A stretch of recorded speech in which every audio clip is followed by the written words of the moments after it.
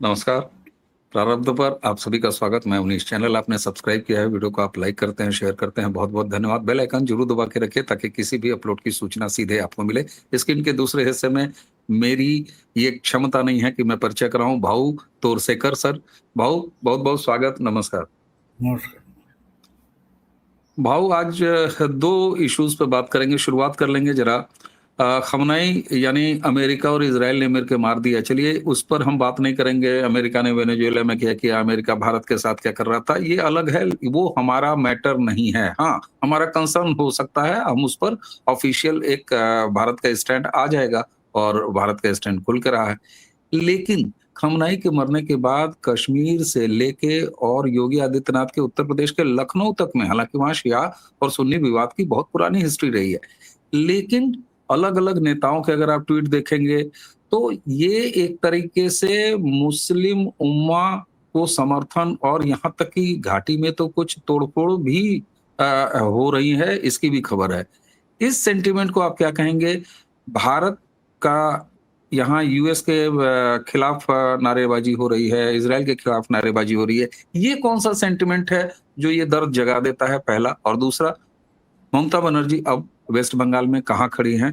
क्योंकि 10% के लगभग नाम कट जाएंगे इस एसआईआर में। खुद ममता बनर्जी के अपने विधानसभा निर्वाचन क्षेत्र में 47,000 नाम काटे जा चुके हैं और लगभग 14,000 नाम ऐसे हैं जिन पर तलवार लटक रही है। ओवर टू यू भाऊ। हम शुरुआत करेंगे जरा सा, ये छातियों में दूध क्यों उतर आता है, कहीं फिलिस्तीन में या कहीं कुछ हो? हमारे यहाँ से क्या मतलब, तोड़फोड़ से क्या मतलब भाऊ? जब वो उनका पंथ है, वो तो शिया पंथ के लोग जो है, वो अगर उसको सुप्रीम लीडर दुनिया का मानते हैं, जैसे हमारे यहाँ के कैथलिक भी हो तो पोप को ही उनका सर्वोच्च लीडर मानते हैं, क्योंकि वो तो कैथलिक होते हैं, वो तो शिया होते हैं, वो तो सुन्नी होते हैं। हम ऐसा कुछ मानते नहीं, हम शंकराचार्य का नहीं मानते, हम उठाकर जेल में डाल देते, क्योंकि हम कम्युनल है, वो सेक्युलर है। सेक्युलर का मतलब अपने धर्म के प्रति कट्टरता होना चाहिए। ये अलग नहीं, पिछले 20-25 साल में एक नया शब्दकोश आया है जिसमें हम बचपन से पढ़े हुए, समझे हुए, सीखे हुए जो शब्द है उसके अर्थ आजकल के सेक्युलर लिबरल इसमें पूरे के पूरे बदल गए। यानी धर्म के प्रति कट्टर होना ही सेक्युलरिज्म होता है, और धर्म के प्रति आप उतने कट्टर ना हो तो आप कम्युनल बन जाते। हम कम्युनल है, क्यों है? क्योंकि कोई भी हमारा शंकराचार्य, जयललिता ने, आपको याद होगा, काची कामकोटी के शंकराचार्य को उठाकर जेल भेज दिया था। बिल्कुल। हमने उंगली तक नहीं उठाई, क्योंकि हम कम्युनल है, हम कम्युनल है।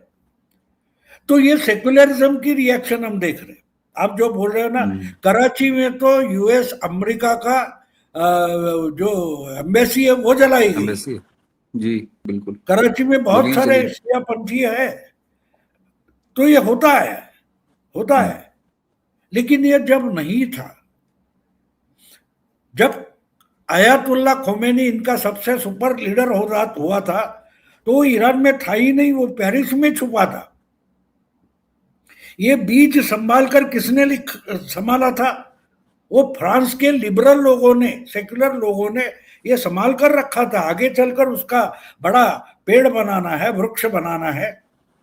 इस सेक्युलरिज्म को समझना चाहिए। हम जिसको जिहाद बोलते हैं, तालिबान बोलते हैं, ये इस्लामिक नहीं है, ये सेक्युलर है। जिहाद सेक्युलर होता है, आपको ये समझना जरूरी है। हम सेक्युलरिज्म का डिक्शनरी में उसका मायने समझ लेते और समझते ये है, वो नहीं है। हम लेबल पर जा रहे हैं।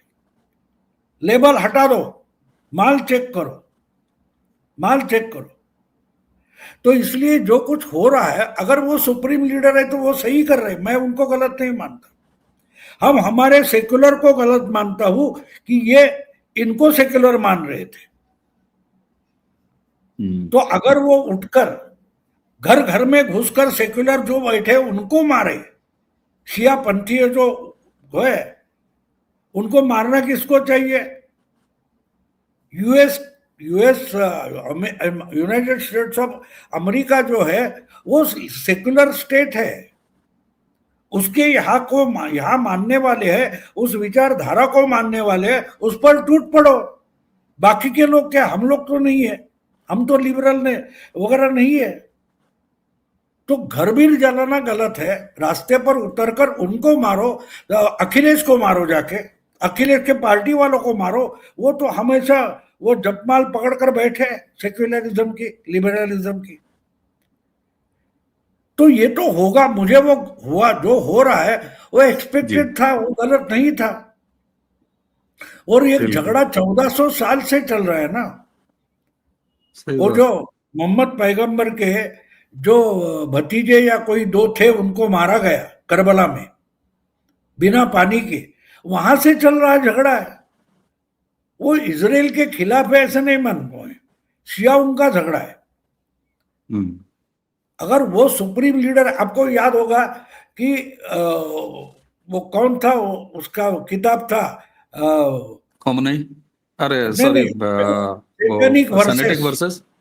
सेनेटिक verses Salman Rushdie, satanic verses का जो किताब था, उसको यहाँ बैन किया गया। किस लिए बैन किया गया? किस लिए बैन किया गया? वो आयतुल्ला खोमेनी ने, जिसने लिखा है उसको मर्डर करो, उनके लोगों को मारो बोला, तो हमारी सेक्युलर गवर्नमेंट राजीव गांधी थी, उन्होंने मान लिया था उसको। तो उनको मानने वाले अगर राजीव गांधी है तो कांग्रेस भी वैसी है ना, कांग्रेस भी वैसी है। तो ये होगा, ये इसमें कोई मुझे अजीब नहीं लग रहा है, ये होने वाला था। देखो, ऐसी चीजों का बंदोबस्त बहुत पहले से करना पड़ता है। अगर नहीं करोगे तो परिणाम भुगतोगे ना आप। बिल्कुल। एक बात होती है, मैंने बार बार रिपीट करता हूं मैं, आयन रैंड का एक बढ़िया कोट है कि आप सच्चाई को नकार सकते हो लेकिन उसके दुष्परिणाम तो भुगतने पड़ते हैं। तो ये सेक्युलरिज्म के दुष्परिणाम है। ये शियाओं को ऊपर उंगली मत उठाओ, उनको पाल पोस कर मशक्कत करके उनको इतना तगड़ा बनाने वाला जो है वो गुनहगार है। गांजा जो होता है, गांजा की खेती करने वाले को गुनहगार माना जाता है, गांजा को कोई गुनहगार नहीं मानता ना। चरस गांजा जो होता है उसकी पैदाइश करने वाले जो है वो गुनहगार होते हैं। तो अगर ये शिया इस ढंग से बर्ताव कर रहे हैं तो उनको आज तक जो उनकी दाढ़ी को हाथ लगा लगा कर उनकी मेहरबानी जता रहे थे वो गुनहगार है। उनकी तरफ उंगली उठा के दिखाओ, देखो ये समाजवादी पार्टी के कारण ये हो रहा है, ये लोगों को बताओ। ठीक बात, बिल्कुल। परिणामों पर बात कर रहे हो, लेकिन परिणाम की जड़ जहां है वहां उंगली दिखानी चाहिए कि ये अगर भारत में हो रहा है, कश्मीर में हो रहा है, तो हमारे अलग अलग हिस्सों में हो रहा है। बात ईरान की है लेकिन पाकिस्तान में हो रहा है, तो उसका दोष करने वाले नहीं होते, उनको उकसाने वाले होते। तो ये सेक्युलरिज्म की जो बात चलती है हमारे यहाँ, उसका परिणाम है, उसका दुष्परिणाम है। बिल्कुल वाह। और मुझे लगता है कि एकदम नई दृष्टि आपने दी कि ये जो पाखंडी शुद्धतावाद या सेक्युलरिज्म जिसको कहते हैं, जो कि आज के समय में बिल्कुल सबसे एक्सपोज्ड है कि किस तरीके से ये पिक एंड चूज करता है, ये उसका दुष्परिणाम है। दर्शकों जरा सोचिएगा भाव ने किस गहराई से इस पूरे इशू को सही नाम दिया है और उसको सही पहचान दिया। अच्छा भाव, अब जरा चलें वेस्ट बंगाल में जी। और एक बात देखो, जब ईरान में आयतुल्ला खोमेनी को भगाया गया था, उसने आश्रय कहाँ लिया था?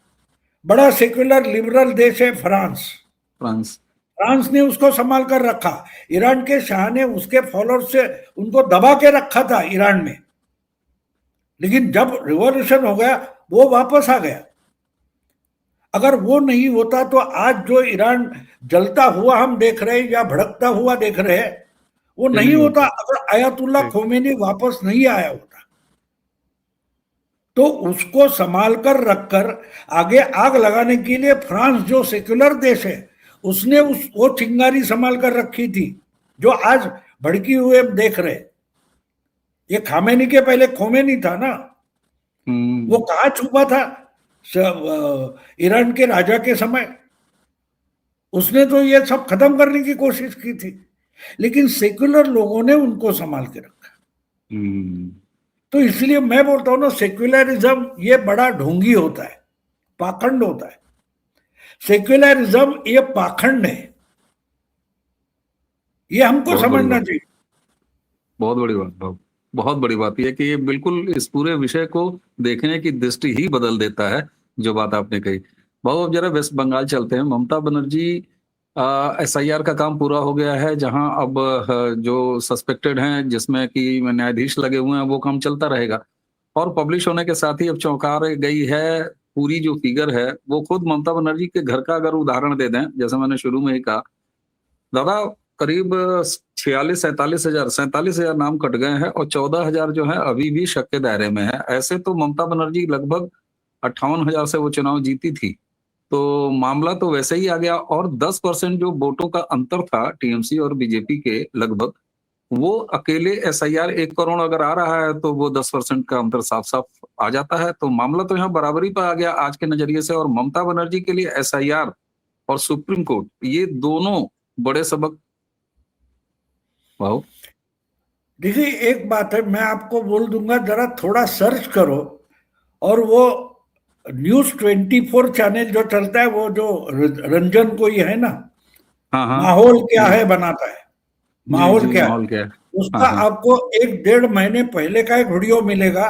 वो कालीघाट यानी ममता बनर्जी का जो चुनाव क्षेत्र है, भवानीपुरा या हम्म उस इलाके का है, उसमें वो एक 50-60 साल की महिला का इंटरव्यू कर रहा है और जी। उसको बोल रहा है कि एसआर में कैसा चल रहा है, आपको मिल गया एसआर का फॉर्म, आपने भर दिया फॉर्म, क्या कागज थे सबमिट किए। वो पूछता है, वो बोलते हैं हाँ बिल्कुल, बिल्कुल अच्छा तरीके से चल रहा है, एसआर बढ़िया चल रहा है, ऐसा होना चाहिए, वो महिला बोल रही।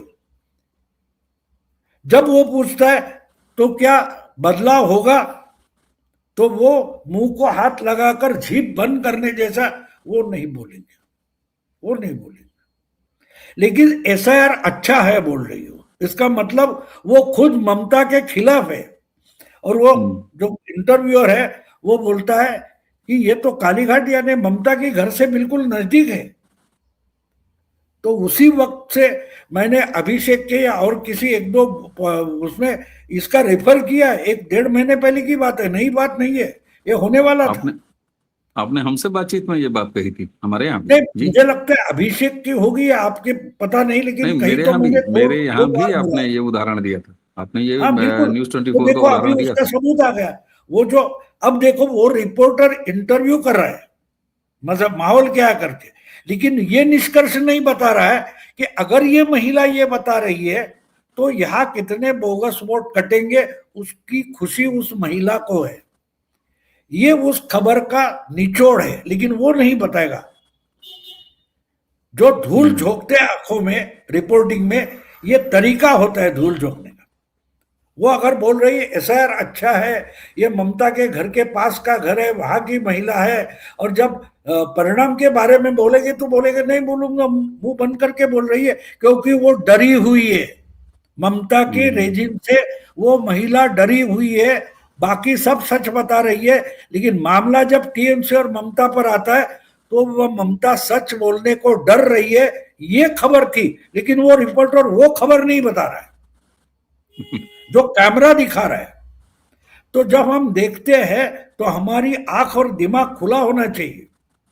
वो महिला सीधे सीधे बता रही है कि एसआईआर होना जरूरी था, क्योंकि ममता की गुंडई से यहाँ चुनाव जीता जाता है।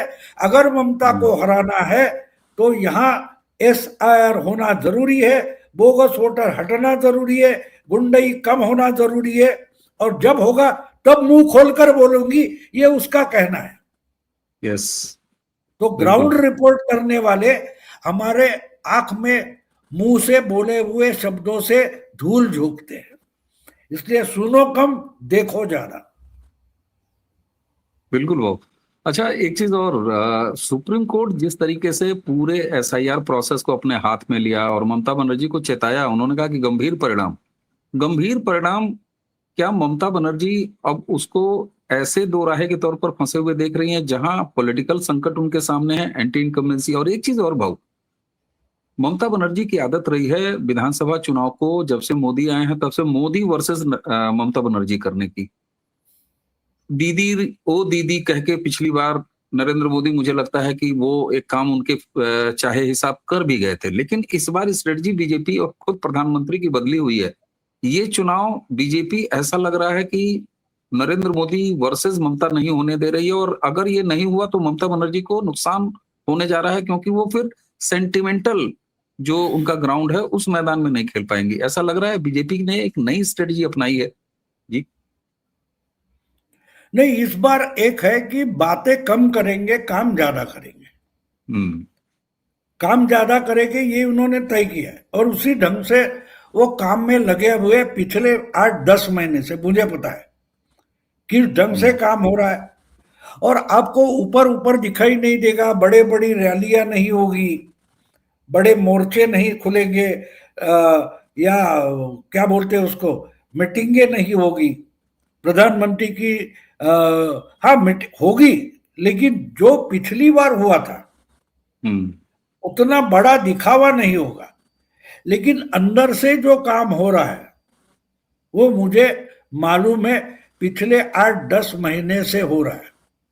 उसका एक ही क्लू आपको देता हूं मैं, जो मुझे आरएसएस जिस ढंग से पिछले 5 साल में 15,000 नई आरएसएस की शाखाएं खोली गई है। कहीं इसकी चर्चा सुनी आपने? नहीं सुनी। नहीं।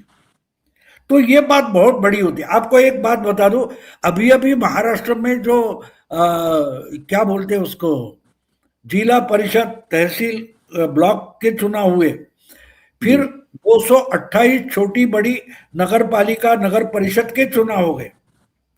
उसके 6 महीने पहले एक 4.5 करोड़ का पैकेज दिया गया था। किसको मालूम है? गांव गांव में वो भजन मंडली होती है, उनको 25,000 की सब्सिडी दी गई। अब 25,000 उस भजन मंडल के लिए बहुत बड़ी रकम होती है। उसमें समझो 100-150 वो झांझ आती है, ढोलक आते हैं, हारमोनियम खरीद सकते हैं। तो वो भजन मंडली के लिए बहुत बड़ी बात थी। लेकिन वो उसी गांव में रहते हैं, वो आसपास के 10-15 गांव में भजन वगैरह करते हैं, तो वो प्रचारक बन गए। वो प्रचारक बन गए, और जब वो खुश रहते और हर हफ्ते में उनका जनता से संपर्क आता है ना, फिर चुनाव के दिन आता है। समझे आप? ये तरीका होता है काम का, ये तरीका होता है काम का। तो ये जब मैं बोल रहा हूं कि 10 महीने से काम चल रहा है, तो उसमें एक स्ट्रेटेजी अपनाई गई कि हमको वोट करना है, परिवर्तन लाना है, और उसके लिए कम से कम एक वोटर को हमारी तरफ से 7 बार संपर्क होना चाहिए। क्या किया है तय? 7 बार संपर्क होना चाहिए। ठीक है, 7 बार नहीं होगा, 4 या 5 बार तो हो जाएगा। और 4 या 5 बार अगर एक ही इंसान को अलग अलग एक ही विचारधारा के लोग 5-6-7 बार मिलते हैं, तो उस पर प्रभाव तो होता है। 100% नहीं होगा, 70% तो होगा। तो ये जो मीटिंग पर्सनल होती है, वो बड़े पंडाल डालकर नहीं होती। और ये काम 10 महीने से चल रहा है। इसकी चर्चा तक नहीं, मीडिया में कहीं दिखाई नहीं देगा आपको, कहीं दिखाई नहीं देगा। लेकिन ये काम चल रहा है, और ये स्ट्रेटेजी है जिसको और पार्टियां स्ट्रेटेजी नहीं मानती। आजकल पॉलिटिकल स्ट्रेटेजी, रणनीति का मतलब क्या होता है? इसकी टांग खींचेंगे, उसका कान खींचेंगे, उसकी टोपी उड़ाएंगे, इसको स्ट्रेटेजी बोलते, उसको स्ट्रेटेजी नहीं मानते। देखो, युद्ध की स्ट्रेटेजी होती है, लड़ाई की स्ट्रेटेजी जो होती है, तब दुश्मन को खोखला करना, ये सबसे बड़ी स्ट्रेटेजी होती है। तो 8-10 महीने से इस स्ट्रेटेजी में काम चल रहा है कि ममता तो चुनाव आयोग से लड़ रही है, ममता तो सुप्रीम कोर्ट से लड़ रही है, ममता तो मोदी शाह से दिल्ली में लड़ रही है, लेकिन उनकी जमीन तो खोखली हो गई ना। आपने वो पंचतंत्र या कहीं एक स्टोरी थी बढ़िया, आपने सुनी होगी। एक चूहे को शेर ने पकड़ा था, तो चूहा बोला यार मुझे जीवन दान दे, मैं कभी तेरे काम आ जाऊंगा। और एक बार वो शेर उसको छोड़ देता है। एक बार ये हो जाता है कि किसी शिकारी के जाल में शेर फंस जाता है और वो जाल से नहीं निकल पाता। तो याद करता है अगर वो चूहा, यानी कोई तो मदद करो, तो चूहा पहुंच जाता है, बोलता है देख मैं ऐसे फंस गया, कोई बात नहीं, बोला मैं मेरी बिरादरी के लोग लेके आता हूं। और वो चूहे कुतर कुतर कर वो जाल तोड़ देते हैं और शेर निकल आता है। बात छोटी होती है, लेकिन जो काम वो एक शेर नहीं कर पा रहा था, वो चूहों ने करके दिखाया था। ये कहानियां जो होती है ना, वो हमें रणनीति की बारीकियां समझाते हैं। अगर हम समझने के लिए तैयार है, हमको वो देखना पड़ेगा इस कहानी में क्या बताया जा रहा है, क्या समझाया जा रहा है। लेकिन हम बोलते हैं ये तो बच्चों के लिए कहानी है, क्योंकि हम तो ज्ञानी हैं। और ज्ञानी कैसे होता है मालूम है? ज्ञानी होता है वो छोटा नहीं होता, मैं मानता हूं, लेकिन जो ज्ञानी होता है वो छोटी छोटी बातों की बात नहीं सोचता। आपने कहीं और पढ़ा होगा कि मैंने स्कूल के टाइम में सुनी हुई कहानी है, न्यूटन जो था उसने एक बिल्ली पाली थी और बिल्ली को बच्चे हो गए, तो उसने एक बॉक्स बनाया था बिल्ली को रहने के लिए। तो उसमें एक बड़ा छेद बिल्ली के लिए, एक छोटा छेद बच्चों के लिए बनाया। अरे बड़े छेद से बच्चे भी जा सकते थे ना। तो न्यूटन क्या इतना पागल था, इतनी छोटी बात उसके दिमाग में नहीं है? नहीं, क्योंकि वो तो ज्ञानी था। जब ज्ञानी हो जाते हो ना आप छोटी छोटी बातें भूल जाते हो। तो ज्ञानी गलत होता है ऐसे नहीं मानता मैं, लेकिन जब उसको लगता है कि मैं ज्ञानी हो गया, मैं छोटी छोटी बातें पर क्यों सोचूं, तो ये छोटी जो चो की कहानी मैंने बताई वो आप समझ लो, तो स्ट्रेटेजी क्या है आपको समझ में आएगा। और ये पिछले 8-10 महीने से चल रहा है, और 8-10 महीने से चल रहा है। तो मान लो आप कि मेरे पास जो आंकड़े हैं, कम से कम 7-8 हजार बाहर के आरएसएस के कार्यकर्ता स्वयंसेवक बंगाल पहुंचे और वो काम कर, जिसका किसी के पास ग्राउंड रिपोर्ट नहीं है। जो ग्राउंड रिपोर्ट कर रहे हैं उनसे पूछिए कि आरएसएस क्या काम कर रहे हैं, उस पर बताओ, तो उसको कुछ पता नहीं होगा। लेकिन ग्राउंड तो वही है। उन चूहों ने हर जगह बिल बनाए थे और हर जगह से वो जाल कुतर दिया था। तो ये होता है रणनीति। अगर समझनी है तो बड़े बड़े जो युद्ध होते हैं उसमें भी दुश्मन को खोखला बनाना ये सबसे बड़ी रणनीति होती है, सबसे बड़ी रणनीति होती है। आज अगर आपने शुरू में बोला ईरान में, अरे ईरान में बिल्कुल एक जगह जहां थी खामेनी था, उसी को कैसे उड़ाया गया? खामेनी कहाँ रहता है, या उसकी जो रिवोल्यूशनरी गार्ड का हेडक्वार्टर्स का है? अगर वहां नहीं तो इनके कमांडर कहाँ छुपे? ये डिटेल जानकारी उन चूहों ने निकाल कर लाई थी। बिल्कुल। समझे चूहे क्या काम करते हैं? चूहा तो दिखाई देता है छोटा, लेकिन अगर चूहे के दिमाग से काम करो तो बड़े बड़े शेर भी हार जाते। बिल्कुल भाव। अच्छा, ममता बनर्जी कुछ ड्रामा करने के लिए जानी जाती हैं। पिछले चुनाव में भी हम लोगों ने देखा, पैर तोड़वा के बैठ गई, कुछ कर गई। वो थकती हैं, हारती हैं तो अपने एक विक्टिम कार्ड के तौर पर बंगाली प्राइड भी खेलती हैं या खेलना चाहती हैं। क्या आपको ऐसा लगता है कि ममता बनर्जी के पास इस बार के विधानसभा चुनाव में ऐसे कोई ड्रामा, ऐसी कोई जो एक शो वो करती हैं ऑर्गेनाइज्ड तरीके से, वहां तक भी जा सकती हैं ममता? बिल्कुल जाएगी ना। देखो एक होता है कि हमारे मराठी में एक डुक्कर मुसंडी करके शब्द है। डुक्कर मतलब सुअर होता है। अगर वो चारों ओर से घेर दिया जाए तो वो सोचता है कि साला मरने वाला तो हो, तो क्यों ना एक आखिरी धड़क दो शेर को, तो उसको डुक्कर मुसंडी बोला जाता है। मुसंडी का मतलब जोर से ताकत लगाकर दौड़ना और धक्का देना। तो सुअर जो जोरों से धक्का देता है वैसा तो वो देगी, देगी जरूर। देखो मैच जब होती है ना, तो सामने वाला बॉलर गुगली डाले, फास्ट बॉलर डाले, मीडियम पेस डाले, ये आप नहीं तय करोगे, आपके हाथ में बैट है, आपको अब कब आपकी विकेट स्टंप बचानी है। बिल्कुल। तो इसलिए ममता क्या करेगी ये बीजेपी को नहीं सोचना है, वो जो भी करेगी उस पर से अपनी विकेट बचानी है और रन्स निकालने, ये खेल का रूल है। और बीजेपी उसमें लगी हुई है, उसके साथ आरएसएस लगी हुई है। तो ऊपरी ऊपर जो दिखाई देता है उससे हम उसका असेसमेंट नहीं कर सकते। जिस बारीकियों से आरएसएस काम करता है, बीजेपी तो दिखने वाला काम करती है, बीजेपी सतह पर है, लेकिन समुद्र के अंदर बैठी हुई आरएसएस क्या कर रही है वो देख पाओगे, समझ पाओगे तो आपको पता चलेगा कि बिहार बंगाल के चुनाव में क्या हो रहा है।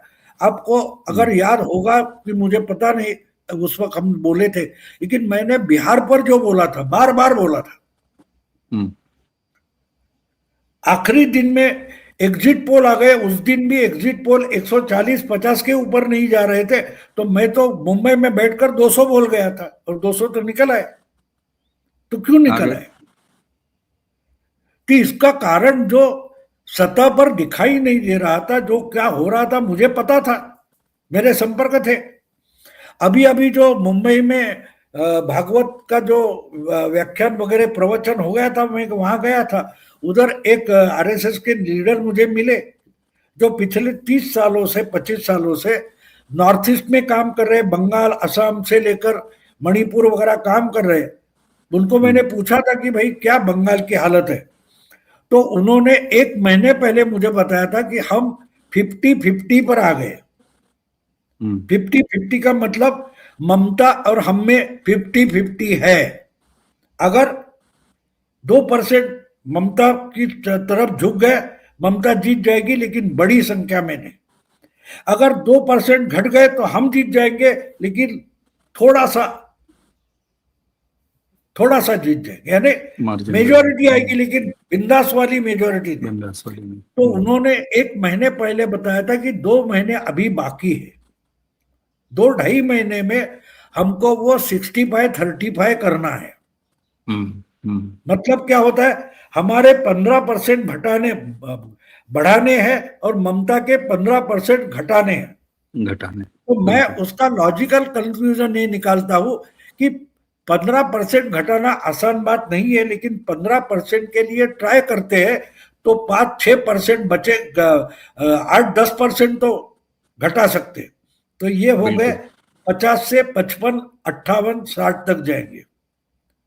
तो ये जब मैं मैथमेटिक्स पेश करता हूं तो मैं मानता हूं कि बीजेपी 150 से आगे चली जा सकती है, अगर वो बोले ढंग से काम हो रहा है तो।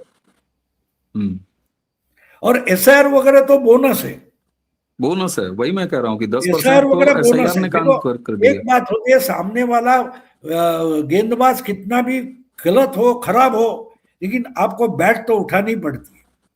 एकदम आप बैट ही नहीं उठाएंगे तो रन्स नहीं होंगे। तो बीजेपी को बैटिंग करनी है, ग्राउंड्समैन आरएसएस है, पिच बनाने वाला आरएसएस है, लेकिन बीजेपी के पास ग्राउंड पिच बनाने वाला है और ममता के पास तो है नहीं। तो फर्क वो है, बिल्कुल बिल्कुल है भाऊ। और जो आंकड़े बता रहे हैं उस हिसाब से टर्मिनोलॉजी अगर समझनी है तो ये आसान है। कि हमारे यहाँ जब कोई विदेशी टीम आती है तो पिच तो हम बनाते हैं ना। यहाँ ये बात है कि वेस्ट इंडीज में मैच है, लेकिन पिच बनाने वाला भी भारतीय है। समझा? यानी बंगाल में चुनाव है, लेकिन बंगाल में ममता का पिच बनाने वाला कोई नहीं है, बीजेपी का पिच बनाने वाला वहां है। बिल्कुल बिल्कुल। और यही जो है वो मजबूत कड़ी है बीजेपी की, जो हमेशा उसे आगे ले जाती है जब जब ये होता है। और कहीं इसकी कमी रहती है तो वो भी घाटा बीजेपी झेलती है। ऐसे भी कई सारे उदाहरण है भाऊ। आपने ईरान वाले इशू और यहाँ छातियों में उबलते दूध का जो असली कारण बताया कि भाई सोचो यहाँ के सेकुलर ही जिन जिम्मेदार है उस बात के लिए। ये बिल्कुल एक नई दृष्टि थी इस पूरे विषय को देखने के लिए, और ममता बनर्जी कहाँ जाके अटक गई हैं, इस पर आपने सारे धागे खोल दिए। तो दर्शकों, हमें उम्मीद है कि ये चर्चा आपको बहुत पसंद आई होगी, और अगर आप चाहते हैं कि भाव के साथ अगली चर्चा जैसे ही आए आपको सीधे सूचना उसकी मिले, तो बेल आइकन चैनल का जरूर दबा लीजिएगा। और जिस तरीके से आप चैनल को सब्सक्राइब करते हैं इसके लिए धन्यवाद। वीडियोस को लाइक और शेयर करने के लिए भी बहुत-बहुत धन्यवाद। तो आज की चर्चा अब यहीं समाप्त करेंगे। भाऊ के आशीर्वाद के लिए भाऊ आपको एक बार फिर बहुत-बहुत प्रणाम, और दर्शकों इसी के साथ मुझे यानी अवनीश और भाऊ दोनों को आज्ञा दीजिए। नमस्कार, प्रणाम, जय जय श्री राम।